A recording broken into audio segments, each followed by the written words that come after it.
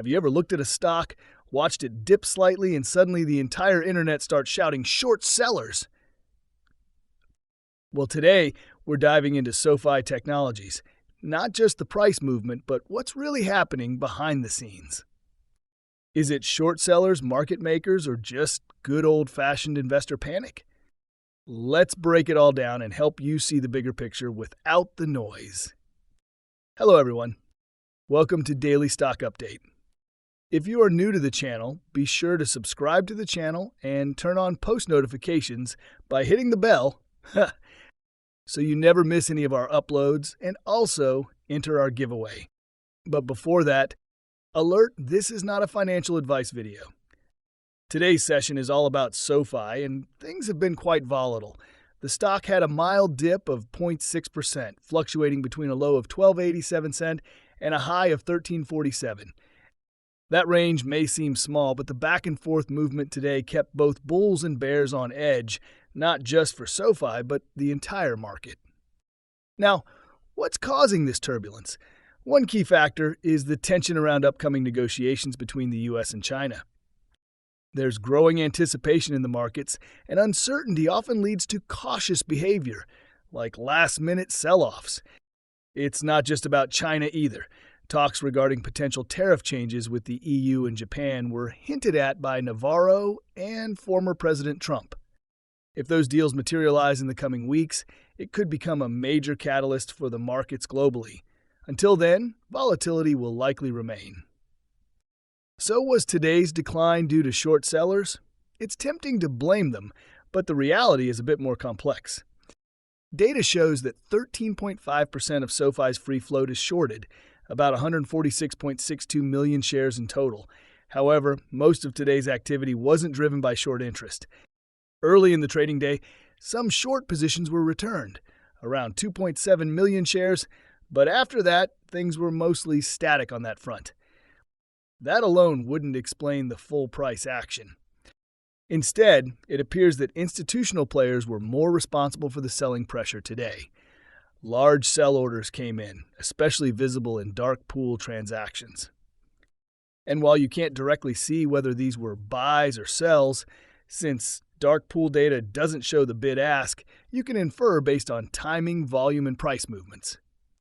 A significant chunk of those dark pool trades happened between 9 and 9:30 a.m., which aligns with the dip in SoFi's price. Interestingly, this was followed by a notable wave of buying, suggesting institutional investors stepped in to scoop up shares at a discount, driving the price back up. That's important to recognize. It wasn't shorts hammering the stock. It was likely institutions either adjusting positions or executing strategic trades. And let's not forget market makers. These players often influence price action around key strike prices on options expiration days, like today. Take a look at the $13.50 level. With over 28,000 open call contracts sitting there, it's no coincidence the stock found resistance near that price. Some of the pressure today could have stemmed from market makers hedging their exposure or intentionally suppressing price to ensure options expire worthless. What makes today's action even more curious is the lack of any company-specific news. No new filings from the SEC, no announcements from SoFi's leadership. Not even a fresh analyst rating update. None since earnings 9 days ago. The silence from SoFi itself means all this activity is just the result of broader market moves and investor sentiment. And how are investors feeling? Some are still bullish, judging by options activity. About $12 million in call options traded today, compared to $3.27 million in puts. That's nearly 4x more bullish than bearish bets, showing there's still a solid base of support and optimism for SoFi. Around 44% of today's total options trades were bullish, right in line with previous sessions.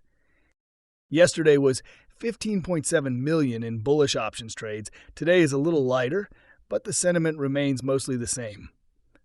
The put-to-call ratio remains relatively low, suggesting not a lot of traders are aggressively betting against SoFi. In fact, the price range projected by most options activity puts SoFi somewhere between $13 and $14 heading into next week. So while some investors bought put options at the 950 and 1050 strike prices, clearly preparing for worst-case scenarios, these seem more like hedges than convictions. Much of that bearish sentiment is likely tied to fears that U.S.-China negotiations could break down. If talks go sideways or break apart altogether, the markets are bracing for a pullback, and SoFi, like many growth stocks, would get caught in that wave. On the flip side, any positive headlines could trigger a swift rebound. Speaking of rebounds, let's look at SoFi's positioning from a technical standpoint. The stock closed the day at 13.18 cents, which places it smack in the middle of two significant technical levels: resistance at $14.13 and support down at 11.87 cents.